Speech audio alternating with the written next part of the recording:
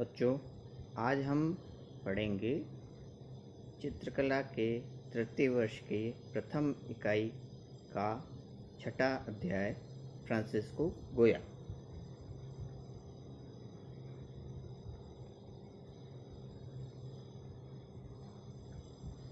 गोया को आधुनिक कला के महान जन्मदाताओं में से एक माना जाता है।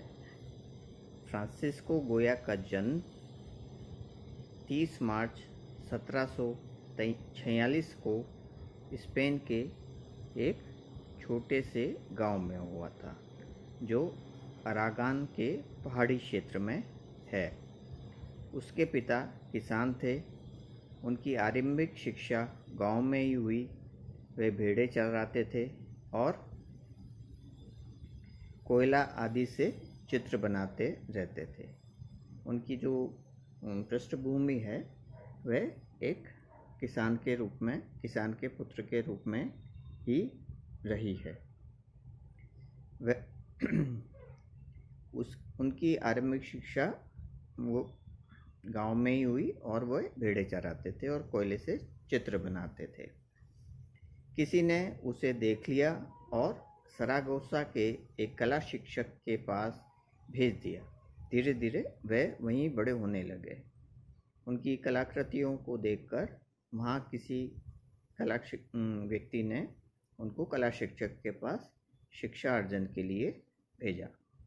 वह बलिष्ठ, सुंदर, जंगली मनुष्य जैसे व्यवहार वाला, उत्तेजनापूर्ण तथा निरंतर प्रेम प्रसंगों और लड़ाई झगड़ों में उलझा रहने वाला बन गया। फ्रांसिस्को गोया के बारे में ये बात प्रचलित है, या ये उनके व्यक्तित्व की जब हम चर्चा करते हैं तो उनके जो व्यक्तित्व में वो बहुत झगड़ालू प्रवृत्ति के थे और उनका जो व्यक्तित्व किसी भी तरह से सभ्य व्यक्ति के व्यक्तित्व के रूप में नहीं था। सारागोसा के अंतिम झगड़े में उसने 3 व्यक्तियों को घायल कर दिया और रक्त रंजित कर दिया था, जिसके कारण उसे तुरंत वह स्थान छोड़ना पड़ा।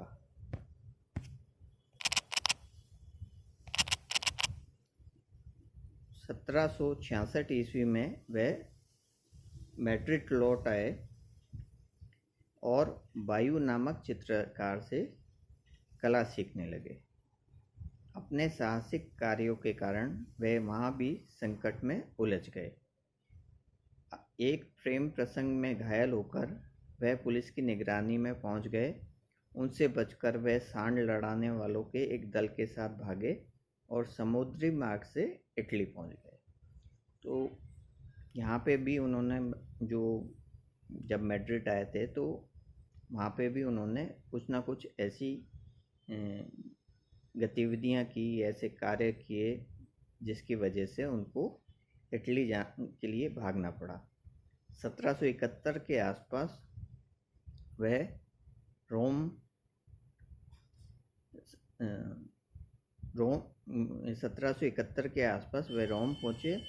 वहाँ भी कुमारी साध्वी के आश्रम में रात को चुपचाप घुसते हुए देख लिया गया और वहाँ से भी जान बचाकर भागे।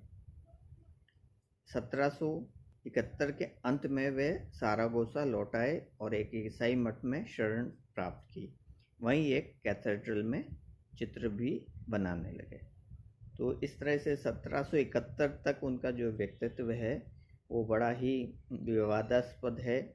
वो अपनी जो कारागुजारी उनकी रही है उसमें लड़ाई झगड़े, प्रेम प्रसंग, तो इसी वजह से उनको एक स्थान से दूसरे स्थान पर भागना पड़ा। फिर वो एक कैथेड्रल में चित्र बनाने लगे।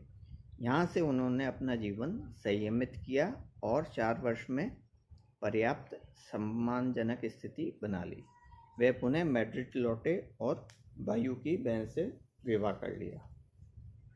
बायू के माध्यम से उनका परिचय उच्च वर्गीय लोगों से तथा आगे चलकर दरबार से हो गया और उसने स्पेन के तत्कालीन शासक चार्ल्स तृतीय का व्यक्तिचित्र बनाया। इस समय की उनकी कृतियाँ स्पेन के दरबारी शान शौकत तथा वातों की कला की अनुकृति है, जो वर्सेलीज के राजमहल की शैली से मिलती जुलती है।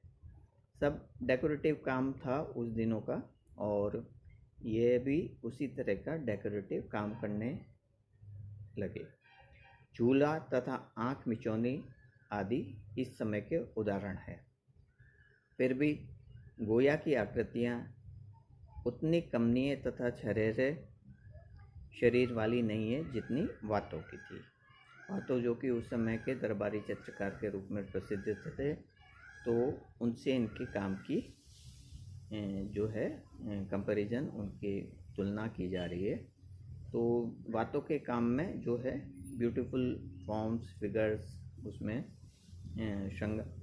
वो बात थी, किंतु फ्रांसिस्को गोया ने जो है अत्यंत रूखी यथार्थवादी दृष्टि से नारी आकृतियों के नकली बनाव श्रृंगार के खोखलेपन को चित्रित किया।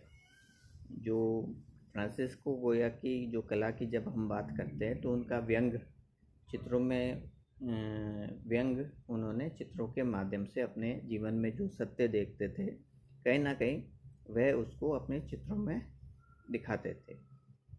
तो हालांकि दरबार और शानो शौकत से बने चित्र होते थे, फिर भी वहाँ पे जो नाटकीयता, जो श्रृंगार के नाम पे जो मेकअप होता था, वो उसको देखते थे और उन्होंने अपने चित्रों में उसी को थोड़ा सा और अधिक स्पष्ट रूप से व्यंग के रूप में चित्रित किया।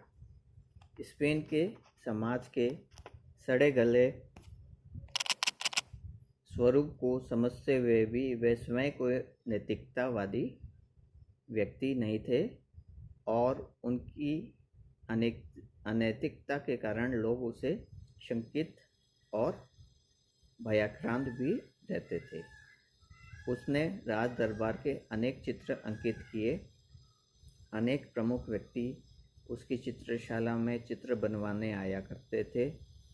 1775 में मैड्रिड लौटने पर उसने राजकीय उद्योगशाला के लिए शाही पर्दों के डिज़ाइन बनाना आरंभ कर दिया था। इसके कारण उन्हें राजमहल भी जाना पड़ता था, जहाँ रानी अल्बा की डचेस से उसका परिचय हुआ। गोया ने उसे अपने एक चित्र में युवा लड़की के रूप में बहादुर युवकों से लड़ते हुए अंकित किया। जो अल्बा की जो डचेस थी, जो वहाँ की रानी थी, उनसे अच्छी उनकी मित्रता हो गई थी, और उनको एक बहादुर युवकों से लड़ते हुए अंकित किया गया। ऐसा चित्र उन्होंने बनाया उनकी प्रशंसा में। जैसे जैसे ये परिचय बढ़ता गया, गोया और उसके पूरे शरीर के अध्ययन चित्र बनाने लगे। उनकी जो प्रसिद्ध चित्रों में जो उनके नग्न चित्र भी हैं, जो अल्बा की डचेस भी उसकी चित्रशाला में अकेली चित्र बनवाने पहुँच जाया करती थी। धीरे धीरे दोनों की अंतरंगता बढ़ती गई। गोया ने उसके 2 चित्र, एक समान स्थिति लेटी हुई स्थिति में, एक अनावृत तथा दूसरों वस्त्रों सहित।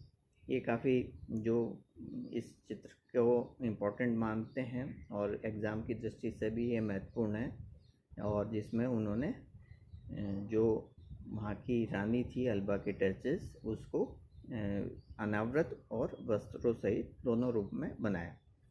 स्पेन के राजमहल के अधिकारियों का कथन है कि वह इन चित्रों के लिए अल्बा की डचेस मॉडल नहीं बनी थी, पर इन चित्रों में मुखाकृति तो उसी की है। जो वहाँ के महल के जो अधिकारी थे, उन्होंने अपने रानी के जो व्यक्तित्व को या उनके बारे में थोड़ा चीज़ों को ढकने के दृष्टि से ये बताया कि साहब जो वो रानी के जो चित्र बने हैं उसमें वह स्वयं नहीं लेटी, किंतु जो उनकी मुखाकृति थी वो तो रानी की ही थी।